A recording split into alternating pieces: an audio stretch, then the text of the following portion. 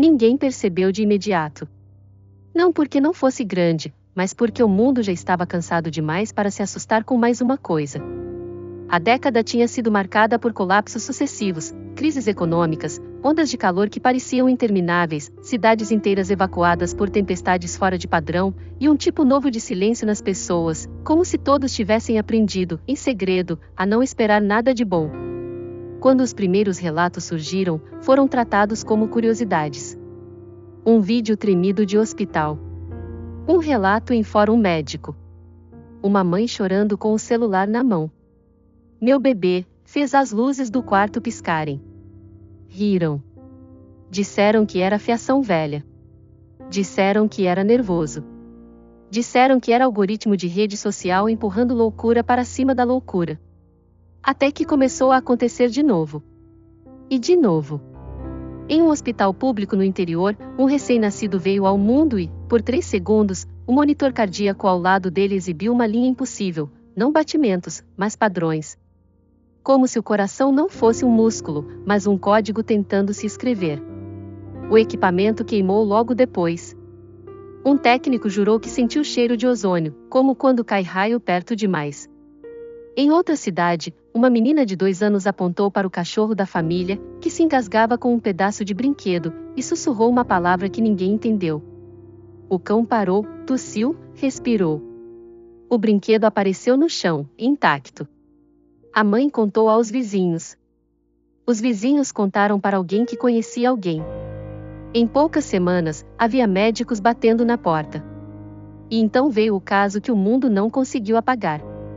Em um país onde as câmeras estavam por toda parte, uma criança em um parque escorregou, caiu de cabeça e deveria ter morrido. O impacto foi claro. O som seco. O choro que não veio. Pessoas correram. Uma jovem, talvez irmã, talvez desconhecida, ajoelhou-se ao lado do corpo imóvel e colocou a palma da mão sobre a testa da criança. Seus olhos se fecharam como se ela estivesse rezando, mas não era oração. O ar ao redor dela pareceu engrossar. As folhas das árvores tremularam para trás, contra o vento. Uma poça d'água no chão formou círculos concêntricos, como se algo invisível tivesse tocado a superfície do mundo. A criança respirou. Tossiu. Abriu os olhos. O vídeo correu. Foi derrubado. Repostado. Derrubado de novo. Mas era tarde, milhões já tinham visto. E o detalhe que ninguém conseguiu explicar não foi a criança viva. Foi a mulher, porque, quando a câmera aproximou, o poste ao lado dela estava torto, como se a gravidade tivesse se curvado por um instante. Na semana seguinte, governos reuniram especialistas. Igrejas reuniram fiéis. Empresas reuniram investidores. E famílias reuniram medo. Porque não eram apenas poderes. Não eram truques. Não eram milagres isolados. Era um padrão. Crianças nasciam diferentes. Algumas, poucas, mudavam coisas pequenas sem perceber, uma lâmpada, um relógio, a direção de uma moeda no ar. Outras faziam coisas grandes em momentos de estresse, como se a realidade fosse uma parede fina e, quando a dor batia forte, ela rachasse. Os primeiros a chamar isso de evolução foram cientistas que não tinham mais nada em que acreditar além de dados. Os primeiros a chamar de ameaça foram militares. Os primeiros a chamar de pecado foram aqueles que sempre precisaram de um inimigo invisível para se sentirem seguros. E no meio disso tudo, havia mães e pais acordando no escuro para checar se os filhos ainda estavam normais. Foi assim que Maia descobriu. Ela tinha 8 anos e uma tristeza grande demais para caber no corpo. Seu pai havia sido levado por uma enchente que engoliu metade do bairro. Não encontraram o corpo. Só água e lama e promessas vazias de autoridades que não tinham mais como salvar ninguém. Sua mãe, Lúcia, passou dias sem dormir, olhando para o nada como se esperasse que o mundo devolvesse o que tinha roubado. Numa noite de chuva, faltou energia. Lúcia acendeu velas e tentou sorrir, mas o sorriso era uma sombra. Maia se aproximou, abraçou a mãe e, sem entender o que estava fazendo, desejou com força suficiente para doer, que a luz voltasse. Que o mundo parasse de tirar coisas. Que alguém consertasse isso. A chama da vela alongou. Ficou azul por um segundo. E todas as lâmpadas da casa acenderam ao mesmo tempo, estourando algumas, fazendo o rádio antigo chiar como se captasse vozes de outra época. A chuva lá fora parou por um instante, como se o céu tivesse esquecido como cair. Lúcia se afastou devagar, o rosto pálido, os olhos brilhando de terror e esperança ao mesmo tempo. Maia, o que você fez? Maia olhou para as próprias mãos como quem olha para uma coisa que nunca tinha visto. E pela primeira vez, ela não se sentiu triste. Ela se sentiu perigosa. Naquela mesma madrugada, um carro preto parou silenciosamente do outro lado da rua. Dentro, alguém anotou um endereço, um nome, e escreveu uma única frase no relatório. Novo caso confirmado. Classe desconhecida. Potencial alto. O mundo reagiu como sempre reage quando algo novo ameaça quebrar a ordem, tentando controlar antes de entender. Após os primeiros casos se tornarem impossíveis de esconder, governos criaram comissões emergenciais. Não para proteger as crianças, mas para classificá-las. Planilhas substituíram berços. Gráficos tentaram explicar o que ainda não tinha linguagem. A palavra evolução passou a circular com cuidado, dita em salas fechadas, sussurrada em relatórios que nunca deveriam vazar. Mas vazaram. A ideia era simples e aterradora: a humanidade não estava sendo atacada por fora. Estava sendo ultrapassada por dentro. Centros de observação surgiram em antigos hospitais, bases desativadas, universidades que perderam financiamento. Lugares onde crianças diferentes eram levadas sob a justificativa de cuidado e estudo. Algumas famílias aceitavam por medo. Outras por promessa. Outras simplesmente porque não conseguiam mais dormir sabendo que seus filhos podiam dobrar o mundo sem querer. As crianças eram separadas não por idade, mas por impacto. Havia as de baixa interferência, aquelas que alteravam probabilidades mínimas, faziam objetos se moverem levemente, mudavam o funcionamento de máquinas sem tocá-las. Eram tratadas como curiosidades científicas, quase seguras. E havia as outras. As que causavam apagões emocionais em adultos próximos. As que faziam estruturas tremer quando choravam. As que, ao sentir raiva ou tristeza profundas, distorciam o ambiente como se a realidade fosse uma superfície líquida. Essas não apareciam em coletivas de imprensa. Essas recebiam códigos. Maia passou a sentir o peso disso sem entender completamente. Sua casa deixou de ser apenas uma casa. Tornou-se um ponto observado. A rua parecia mais silenciosa. O ar, mais atento. A mãe tentava agir como antes, mas o corpo não acompanhava. O medo tinha se instalado em cada gesto, em cada olhar que durava um segundo a mais do que deveria. Maia, por outro lado, mudava. Não externamente. Por dentro. Ela começou a perceber coisas que antes não existiam para ela, a tensão invisível entre objetos, como se tudo estivesse ligado por fios que ninguém mais via. O jeito como certas emoções pesavam no ambiente. A forma como a eletricidade parecia responder à sua presença como um animal inquieto. Não havia intenção. Não havia vontade consciente. Havia resposta. Quando a mãe chorava escondida, a casa rangia.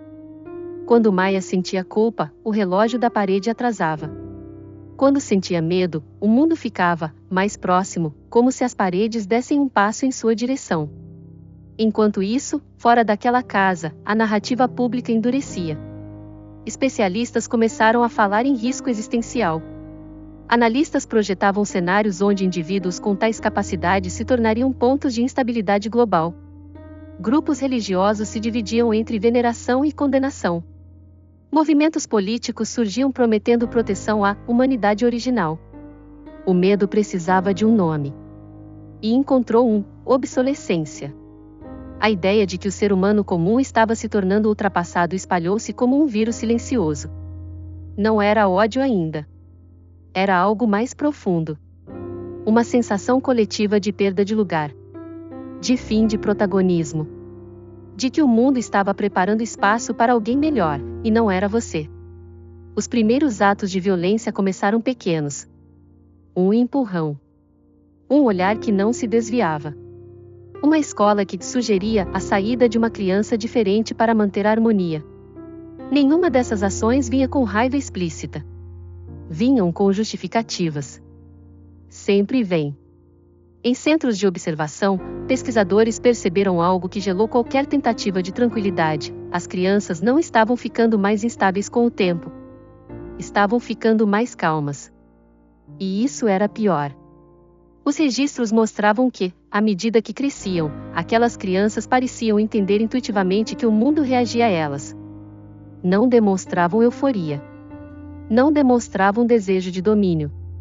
Demonstravam distanciamento. Como alguém que observa uma peça de teatro sabendo que o palco pode cair se ele levantar a voz. Não era arrogância. Era adaptação. Maya sentia isso de forma confusa, mas real. Ela passou a se calar mais. Não por obediência, mas por cuidado. Aprendeu, sem que ninguém ensinasse, que certas emoções tinham consequências maiores do que deveriam. Que sentir demais podia quebrar coisas que não sabiam ser consertadas. E em algum ponto, o mundo percebeu outra verdade ainda mais incômoda. Essas crianças não pediram para nascer assim. Não queriam ser superiores. Não queriam substituir ninguém. Mas o simples fato de existirem já mudava tudo. Enquanto governos discutiam contenção e populações discutiam sobrevivência, uma nova geração crescia em silêncio, carregando dentro de si algo que nunca deveria ter sido uma escolha. O futuro. E ele não estava esperando permissão. O tempo não suavizou o mundo. Apenas o separou. À medida que os anos avançaram, a diferença entre os humanos comuns e as crianças evoluídas deixou de ser apenas científica ou política. Tornou-se sensorial. Havia algo nelas que não cabia mais nos mesmos espaços. Não por arrogância, nem por escolha consciente, mas por consequência. Ambientes mudavam quando elas entravam. Não de forma explosiva, mas sutil. O ar parecia reorganizar-se. Sons perdiam nitidez. Máquinas apresentavam microfalhas inexplicáveis. Era como se o mundo estivesse constantemente se ajustando à presença delas, tentando acompanhar algo que se movia um passo à frente. Maya crescia nesse intervalo invisível. Na escola, deixou de ser hostilizada abertamente. O medo amadureceu. Tornou-se educado. Professores evitavam encará-la por muito tempo. Colegas mantinham distância suficiente para parecer coincidência. Não havia acusações. Não havia gritos. Havia silêncio, e o silêncio carregava mais peso do que qualquer insulto. Relatórios globais começaram a confirmar o que muitos já sentiam intuitivamente: as crianças evoluídas processavam o mundo de forma diferente. Não mais rápido. Mais amplo. Onde humanos viam eventos isolados, elas percebiam encadeamentos. Onde outros sentiam emoções individuais, elas captavam campos emocionais inteiros, como se tristeza e medo fossem fenômenos ambientais, não apenas internos. Isso gerava um afastamento inevitável. Não porque elas se sentissem superiores, mas porque se tornava cada vez mais difícil compartilhar experiências simples. Brincadeiras comuns pareciam vazias. Competições, irrelevantes. Discussões humanas repetitivas soavam como ruído, não por desprezo, mas por exaustão. Maya passou a passar longos períodos observando. Não pessoas especificamente, mas padrões. O jeito como multidões se moviam em horários previsíveis. A forma como decisões políticas causavam ondas emocionais antes mesmo de seus efeitos concretos. Como o medo sempre chegava antes da violência, anunciando-a. Ela não interferia. Aprenderá cedo que interferir alterava mais do que o evento imediato. Cada pequeno ajuste produzia ecos. E os ecos, com o tempo, cobravam um preço. Centros de observação se multiplicaram. Já não eram apresentados como espaços de estudo, mas como ambientes adequados. Separação virou sinônimo de proteção. Para quem observava de fora, parecia razoável. Para quem estava dentro, era outra coisa. As crianças evoluídas conviviam entre si pela primeira vez em escala maior. E algo inesperado aconteceu. Elas não se tornaram mais poderosas juntas. Tornaram-se mais contidas. A presença de iguais criava um tipo novo de silêncio. Não havia necessidade de provar nada. Não havia disputa. Havia reconhecimento. Uma compreensão mútua de limites que não precisavam ser verbalizados. Mas isso também aprofundou a ruptura com o resto da humanidade. O mundo começou a falar em duas trajetórias. Duas espécies. Duas direções evolutivas. Não oficialmente, não nos documentos públicos, mas na maneira como decisões eram tomadas. Em quem era incluído. Em quem era ouvido. A empatia humana, limitada por biologia e experiência, começou a falhar diante do incompreensível. Maia sentia isso com clareza crescente. Os humanos não estavam prontos para dividir o mundo com algo que não podiam controlar, prever ou se tornar. E as crianças como ela não estavam prontas para assumir um papel de liderança que nunca pediram. Entre esses dois pontos, a tensão se acumulava. Não como uma guerra iminente, mas como uma fratura lenta. E toda fratura, cedo ou tarde, encontra um ponto de ruptura. Os primeiros colapsos sociais atribuídos indiretamente às crianças evoluídas surgiram em relatórios classificados. Mercados que reagiam de forma errática à simples presença de uma delas em determinada cidade. Infraestruturas críticas que falhavam sem causa técnica quando emoções coletivas atingiam picos perto delas. Nada era intencional. Nada era evitável. O mundo começava a entender algo que preferia ignorar, não importava o quão cuidadosas aquelas crianças fossem. Sua existência já alterava o equilíbrio. Maia, agora mais velha, compreendia isso com uma lucidez dolorosa. Não sentia raiva da humanidade. Sentia luto. Como alguém que assiste a uma casa afundar lentamente no mar, sabendo que avisar não mudaria o curso da maré. Ela não queria salvar o mundo. Também não queria vê-lo ruir. Mas começava a aceitar uma verdade silenciosa e irreversível. A convivência não falhava por maldade. Falhava porque nem toda distância pode ser atravessada. E o futuro, cada vez mais próximo, já não se parecia com um lugar compartilhado. O ponto de ruptura não chegou com explosões. Chegou com uma decisão administrativa. Em uma sequência de reuniões que não apareceram nas notícias, governos concordaram em algo que jamais admitiriam em público: a coexistência havia falhado. Não por violência aberta, não por revolta, mas por desgaste. O mundo não suportava mais viver ao redor de algo que não compreendia. Chamaram de protocolo de preservação humana. O nome era cuidadoso. Quase bonito. Mas o conteúdo era simples: as crianças evoluídas seriam removidas do convívio social comum. Não como punição. Não como prisão. Como medida de estabilidade. Seriam levadas para zonas isoladas, ambientes controlados, onde poderiam existir sem interferir no restante da humanidade. Não era ódio. Era medo organizado. A transição começou de forma silenciosa. Convites oficiais. Acordos assinados por pais exaustos. Escoltas discretas. Nenhuma sirene. Nenhuma força explícita. O mundo aprendeu que a melhor forma de separar algo perigoso não é atacá-lo, mas normalizá-lo.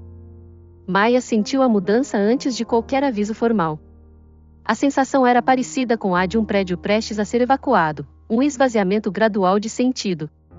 Pessoas começaram a evitá-la com mais cuidado. Não havia mais curiosidade, nem tensão aberta. Apenas uma distância definitiva, como se ela já não estivesse totalmente ali. Quando o transporte chegou, não houve resistência. Não porque Maia concordasse, mas porque entendia. Ela observou a mãe ficar menor pela janela, o corpo curvado não pela idade, mas pela incapacidade de proteger algo que o mundo decidirá rejeitar. O vínculo entre elas não se rompeu, apenas se esticou até um ponto que doía existir.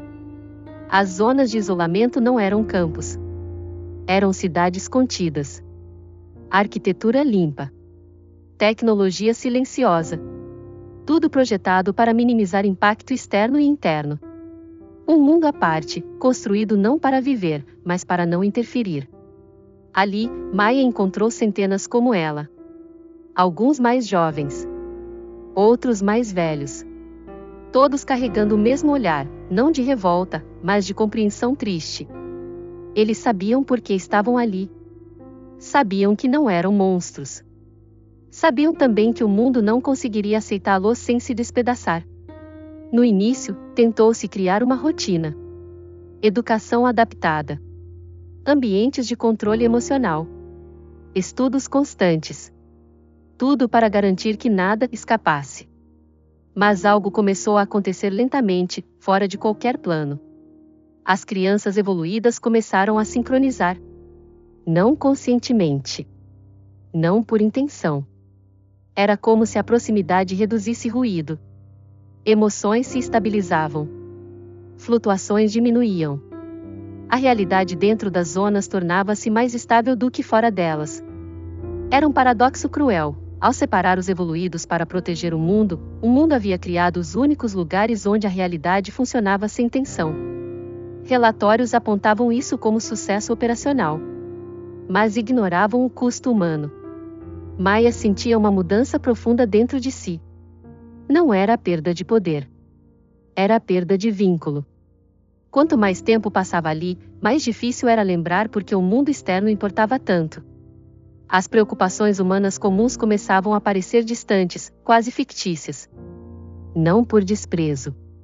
Por desconexão. O mesmo acontecia com os outros. Alguns pararam de tentar se lembrar.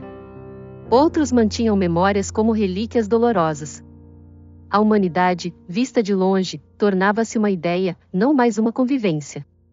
Do lado de fora, algo igualmente grave acontecia. Sem as crianças evoluídas, o mundo não melhorou. Crises continuaram. Conflitos persistiram. O clima não se estabilizou. A promessa implícita de que a separação traria ordem revelou-se falsa. E isso gerou ressentimento. Se a humanidade continuava sofrendo, então a existência daqueles outros precisava de uma justificativa maior. O discurso começou a mudar. O cuidado virou contenção. A contenção virou vigilância. A escolha feita em silêncio começou a exigir manutenção. Maya percebeu isso como uma pressão crescente, um aperto na estrutura invisível que sustentava tudo. O mundo havia escolhido se afastar da evolução, mas não havia escolhido crescer. E escolhas feitas por medo nunca permanecem estáveis. Elas apenas adiam o momento em que alguém precisa pagar o preço. O erro do mundo não foi separar. Foi acreditar que a separação bastaria. Durante algum tempo, os relatórios indicaram estabilidade. As zonas isoladas funcionavam. As cidades humanas seguiam seu curso imperfeito, mas previsível. As crianças evoluídas permaneciam contidas, sincronizadas, silenciosas. Para os gestores do medo, aquilo parecia o melhor desfecho possível. Mas estabilidade não é cura. É apenas adiamento. O primeiro sinal de falha surgiu longe das zonas, em regiões consideradas seguras. Sistemas financeiros começaram a oscilar sem causa econômica clara. Redes elétricas entravam em colapso momentâneo e se restabeleciam sozinhas. Satélites desviavam milímetros de rota, o suficiente para gerar pânico entre engenheiros que não encontravam erro algum. Nada disso envolvia diretamente as crianças. E isso era o mais perturbador. Analistas perceberam, tarde demais, que o mundo havia se habituado à presença indireta dos evoluídos. Durante anos, mesmo sem intervenção consciente, eles haviam funcionado como amortecedores invisíveis. Suas existências absorviam excessos emocionais coletivos, redistribuíam tensões, suavizavam picos de caos que a humanidade nunca percebeu. Ao isolá-los, o mundo perderá esse equilíbrio silencioso. As zonas, por sua vez, tornavam-se cada vez mais densas. Não fisicamente, mas conceitualmente. A realidade ali dentro se comportava com uma coerência quase perfeita. Clima estável. Emoções reguladas. Sistemas que raramente falhavam. Era como se aquele espaço tivesse aprendido a existir sem atrito. Maya sentia isso como uma pressão suave e constante. Uma sensação de que tudo ao redor estava alinhado demais. Não havia conflitos verdadeiros. Não havia imprevistos. A vida seguia, mas sem fricção. E sem fricção, algo essencial começava a se perder. Criatividade diminuiu. Impulsos desapareceram. Sonhos tornaram-se raros. Não por repressão, mas por necessidade. Quanto mais as crianças evoluídas se harmonizavam entre si, menos espaço havia para o caos humano que gera mudança. A estabilidade absoluta começava a cobrar seu preço. Do lado de fora, o mundo humano reagiu como sempre, tentando recuperar controle. Novos protocolos surgiram. Monitoramento ampliado. Restrições adicionais. A justificativa era segurança, mas o objetivo real era simples: conter os efeitos de algo que já não estava mais sob contenção. A vigilância sobre as zonas se intensificou. E foi aí que o sistema entrou em colapso. Não com rebelião. Não com fuga. Com incompatibilidade. As tentativas de impor limites rígidos começaram a gerar interferências inesperadas. Sensores falhavam quando se aproximavam demais das zonas. Drones perdiam sinal.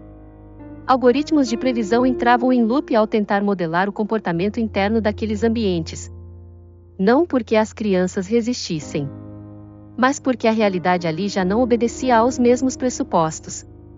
Maya compreendeu isso em um nível que nenhuma análise humana alcançava. O mundo havia criado dois estados de existência distintos e agora tentava forçá-los a obedecer às mesmas regras. Isso nunca funcionaria. A tensão acumulou-se como uma falha estrutural invisível. E então, sem aviso, a primeira zona sofreu uma ruptura. Não uma explosão. Uma transição. Parte de sua estrutura deixou de responder às leis externas. O tempo ali desacelerou levemente. Comunicação tornou-se intermitente. Para quem observava de fora, parecia pane. Para quem estava dentro, parecia silêncio. As crianças evoluídas não entraram em pânico. Elas sentiram algo diferente, um limite sendo alcançado. Não era uma escolha consciente. Era uma consequência natural. O mundo humano empurrara demais, tentando controlar o que só podia coexistir. E agora, a própria realidade começava a se reorganizar para impedir mais danos. Maya percebeu, com uma clareza dolorosa, que o conflito final não seria entre humanos e evoluídos. Seria entre controle e continuidade. O mundo precisava escolher novamente. Não quem deveria existir, mas como existir. E dessa vez, não haveria protocolo capaz de adiar a decisão. Porque quando a realidade começa a se defender, não há autoridade que consiga mandá-la parar. A ruptura da primeira zona não foi contida. Ela foi compreendida, tarde demais. O que os sistemas humanos chamaram de falha era, na verdade, um ajuste profundo. A realidade não estava colapsando. Estava se protegendo. Ao longo de décadas, o mundo havia sido forçado a operar sob tensões crescentes, medo acumulado, controle excessivo, decisões tomadas para preservar uma normalidade que já não existia. As crianças evoluídas haviam absorvido parte desse peso por simples coexistência. Quando foram isoladas, o equilíbrio silencioso se perdeu. Agora, a própria estrutura do mundo buscava outro arranjo. A zona em transição não se expandiu de forma agressiva. Não avançou sobre cidades. Não apagou fronteiras. Ela apenas se tornou inacessível às tentativas de controle externo. Satélites não conseguiam mais mapear seu interior com precisão. Ondas de comunicação atravessavam o espaço como ecos distorcidos. Era como tentar medir algo que havia deixado de responder às regras antigas sem adotar novas reconhecíveis. Outras zonas começaram a apresentar o mesmo comportamento. Não simultaneamente. Em resposta. Cada vez que o mundo humano tentava reforçar contenção, impor limites, aumentar vigilância, uma nova zona entrava em estado de transição. Não por rebelião coordenada, não por liderança central, mas por consequência inevitável. Maya compreendeu isso com uma clareza que a isolava ainda mais. As crianças evoluídas não estavam escolhendo se separar. O mundo estava deixando de ser compatível com elas. Dentro das zonas, algo mudava lentamente. Não havia euforia. Não havia sensação de vitória. Havia um aprofundamento do silêncio. Um tipo de presença compartilhada que dispensava a identidade individual sem apagá-la. Emoções ainda existiam, mas sem picos destrutivos. Pensamentos fluíam com menos atrito. A realidade tornava-se maleável o suficiente para não ferir ninguém. Do lado de fora, o efeito foi devastador. A humanidade percebeu que havia perdido o controle definitivo. Não apenas sobre as crianças evoluídas, mas sobre a própria narrativa de poder. O mundo não estava mais disposto a obedecer a decisões feitas apenas para preservar estruturas antigas. Tentativas finais de intervenção ocorreram. Protocolos de emergência. Declarações globais. Ameaças veladas. Nada atravessava. Porque não havia mais um lado de dentro que pudesse ser alcançado pelos meios de antes. Maia sentiu o momento exato em que a escolha aconteceu. Não houve reunião. Não houve decreto. Não houve consenso. A realidade simplesmente optou. As zonas deixaram de ser lugares isolados e tornaram-se algo novo, espaços de continuidade. Regiões onde a evolução não precisava ser contida, nem imposta. Onde o mundo podia seguir adiante sem esmagar quem havia se tornado diferente. Isso não salvou a humanidade. Também não a condenou. Criou distância suficiente para evitar a destruição mútua. Maia sentiu a dor dessa separação como uma perda definitiva. Não de pessoas específicas, mas de um futuro compartilhado. A humanidade seguiria seu caminho, lidando com seus próprios limites, crises e reconstruções. As crianças evoluídas seguiriam outro, aprendendo o que significava existir sem precisar se diminuir para caber. Não havia ódio em nenhum dos lados. Apenas incompatibilidade. Antes da transição final se estabilizar, Maia teve um último pensamento claramente humano, a esperança de que, algum dia, a distância diminuísse. De que o mundo aprendesse, lentamente, a crescer sem medo. De que aquilo que agora precisava ser separado pudesse, em outro tempo, coexistir de novo. Mas essa esperança não guiou a decisão. A decisão foi tomada por algo maior do que intenção, política ou desejo. Foi tomada pela própria necessidade de continuar existindo. E assim, sem guerra aberta, sem vitória declarada e sem heróis reconhecidos, a humanidade perdeu o direito de decidir o futuro sozinha.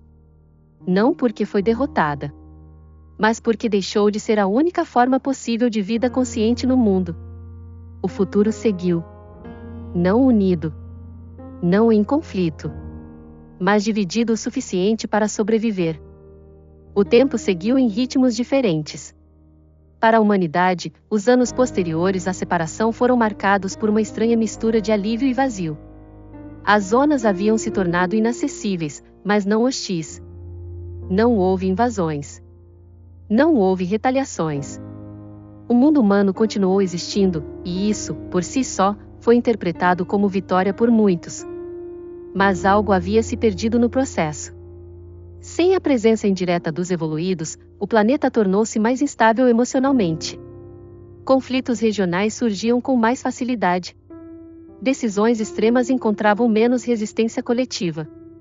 O medo, antes amortecido por um equilíbrio invisível, circulava livre, contaminando discursos, políticas e relações pessoais. A humanidade precisou reaprender a lidar consigo mesma. Não havia mais um outro silencioso absorvendo excessos. Cada crise batia direto. Cada erro custava mais. A ilusão de controle, já frágil, ruiu de vez. Em seu lugar, surgiu algo menos confortável, porém mais real: responsabilidade. Alguns chamaram isso de amadurecimento. Outros, de decadência. Do outro lado da distância, as zonas de continuidade evoluíam de forma igualmente complexa. Sem vigilância externa, sem necessidade de contenção, os evoluídos começaram a explorar o que significava existir sem reduzir suas capacidades. Não como dominadores da realidade, mas como participantes conscientes dela. A maleabilidade do mundo ao redor deles não era usada para impor ordem, mas para manter equilíbrio. Ainda assim, havia custo. A conexão com a humanidade tornava-se cada vez mais abstrata. Memórias humanas enfraqueciam como fotografias antigas. Histórias de dor, amor e perda permaneciam, mas sem o mesmo peso imediato. A empatia não desapareceu, transformou-se. Maia sentia isso como uma ferida silenciosa. Ela lembrava do rosto da mãe não com tristeza aguda, mas com uma saudade distante, quase conceitual. Sabia que aquele vínculo havia sido real, profundo e formador. sabia também que nunca mais poderia retomá-lo da mesma forma. A continuidade exigia sacrifícios que não apareciam em registros históricos. Entre os evoluídos, surgiram questionamentos que jamais seriam ouvidos pelos humanos: até que ponto a estabilidade valia a perda da intensidade? Até que ponto evitar o sofrimento justificava abrir mão do caos que gera significado? Não havia respostas unânimes. Alguns aceitavam plenamente a nova forma de existir. Outros mantinham um apego silencioso ao passado humano, como quem guarda um idioma que já não é falado, mas ainda molda o pensamento. Maya caminhava entre esses dois estados.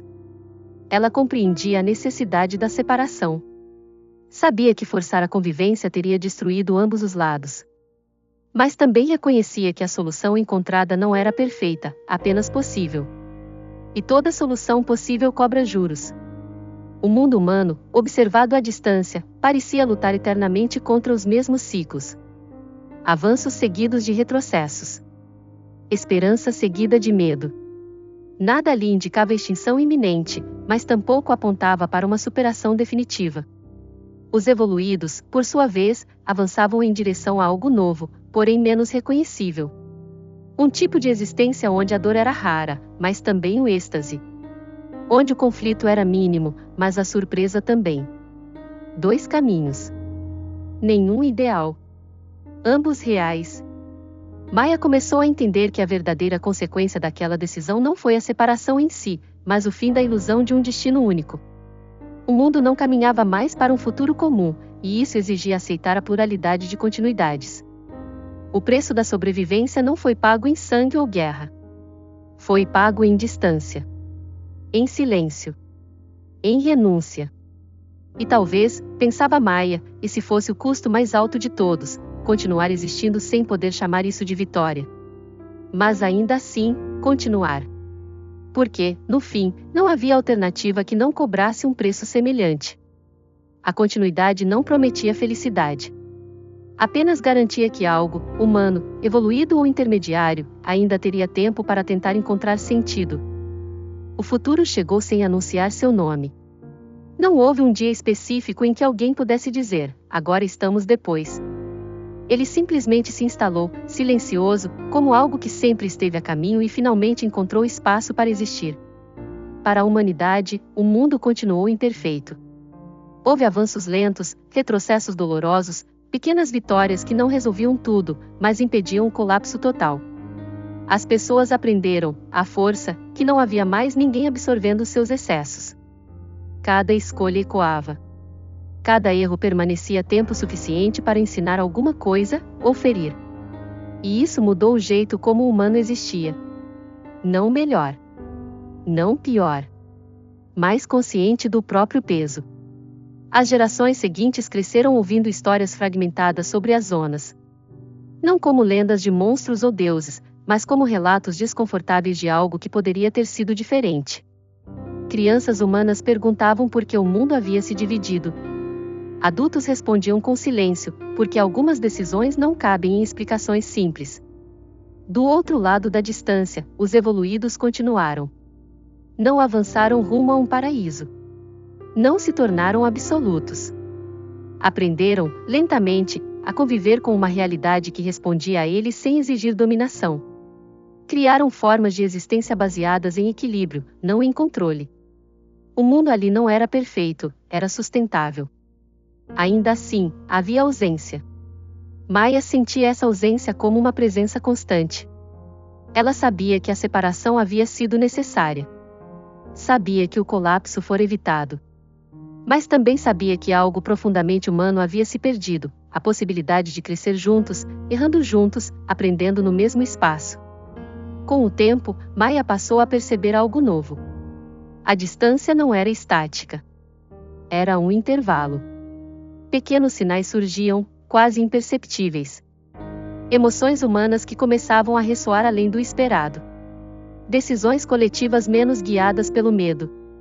Momentos raros em que o mundo humano parecia, por instantes, mais estável sem recorrer ao controle extremo. Do lado das zonas, os evoluídos sentiam essas variações como ecos suaves. Não como chamados, mas como possibilidades. A realidade, sempre em movimento, testava novamente seus próprios limites. Nada garantia reencontro. Nada prometia reunificação. Mas também nada decretava separação eterna. Maya compreendeu então a última verdade daquela história: o futuro não escolhe lados. Ele apenas responde às condições que lhe são dadas.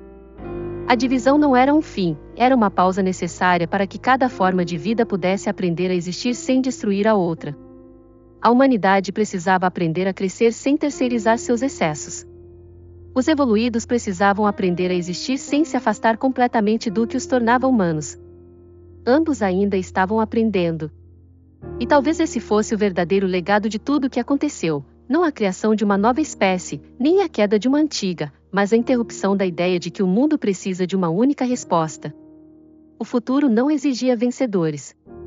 Exigia maturidade. No último momento de clareza silenciosa, Maya pensou que talvez o mundo nunca tenha sido feito para ser perfeito. Talvez ele exista justamente para obrigar consciências diferentes a aprenderem, lentamente, a não se destruírem. E enquanto houvesse tempo, falho, imperfeito, dividido, ainda haveria chance. Não de corrigir tudo, mas de continuar tentando. O futuro não chegou como promessa. Chegou como responsabilidade. E, pela primeira vez, tanto humanos quanto evoluídos pareciam entender o que isso realmente significava.